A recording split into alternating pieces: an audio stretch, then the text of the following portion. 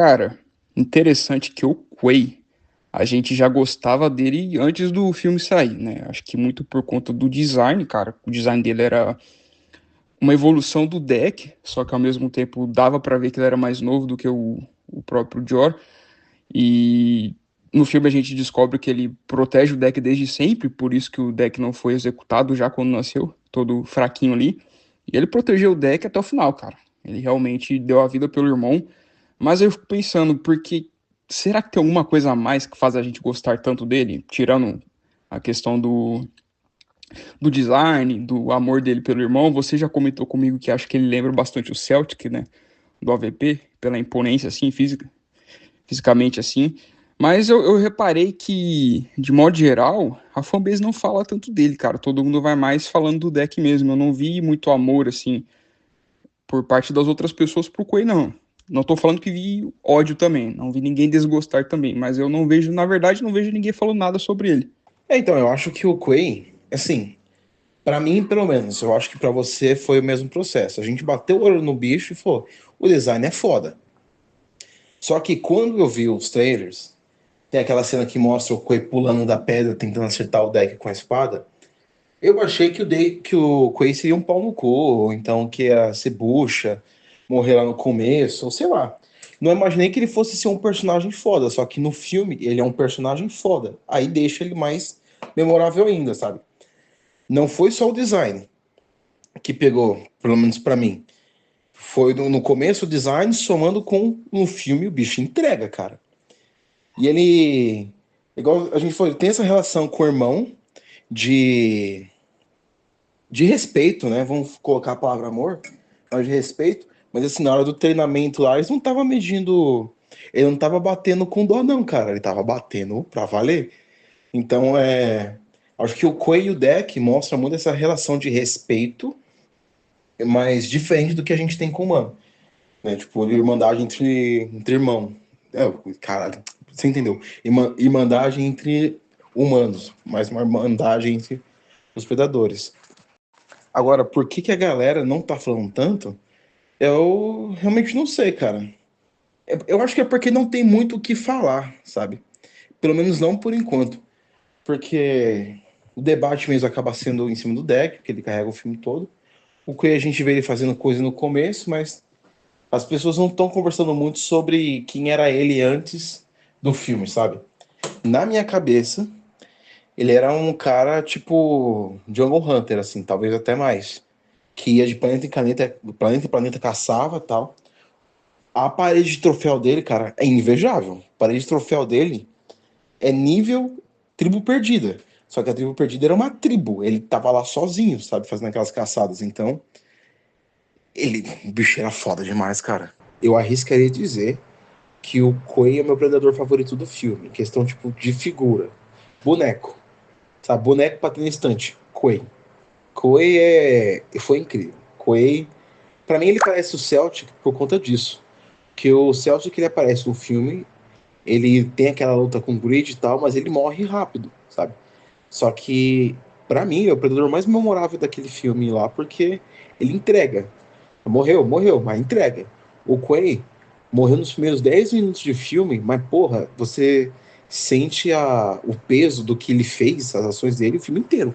Principalmente o deck. Mano, aproveitando que você falou da cena da caverna, vamos puxar ela, porque por mais curta que ela seja, é interessante que você vê muito de quem o Quay é ali, da personalidade dele ser muito observador, dele ser estrategista, e é nesses pequenos detalhes que você vê que o Dan, ele é um ótimo cineasta, cara, ele sabe contar a história. Porque assim, o Quay fala, Deck, você não é igual o pai, não tenta lutar igual o pai. Luta o jeito que o Deck tem que lutar. Lute como o Deck, use a caverna. Então você vê que o jeito que ele treina o irmão é muito mais observador do que talvez o clã dele inteiro dele treina, assim. Provavelmente o clã dele inteiro tenta treinar a moda caralho, assim, tenta imitar o pai e foda-se. E o Quay já fala, não, cara, usa o que você... Talvez use a vantagem que você tem por ser menor, tenta lutar do seu jeito, aproveita que você não é tão fisicamente intimidador ou tão fisicamente forte e tenta usar o seu ambiente a favor de você. E parando para pensar, até no final o deck acaba fazendo isso. Ele pega as coisas ali de Gena pra lutar, ele pega a armadura do Bisão, ele usa a enguia lá como canhão, enfim. E acho que são esses pequenos detalhes, por mais que o Quay na prática seja mais uma escada narrativa pro deck, que é do ponto ali que parte a jornada dele, é até injusto fazer um personagem tão legal pra matar ele e a gente ficar querendo mais. A mesma coisa vale pra parede de troféu, cara, porque você tem que reparar assim, falar, pô, mas peraí, essa nave é só do Quay. Então ele caça sozinho, esse troféu, todos esses troféus da parede são dele.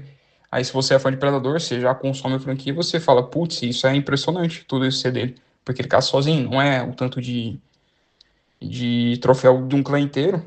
Se bem que ali no Predador 2 eu acho que aquela parede era só do City Hunter. Foi sempre que eu interpretei do filme. E teriam outras paredes para os outros membros do clã.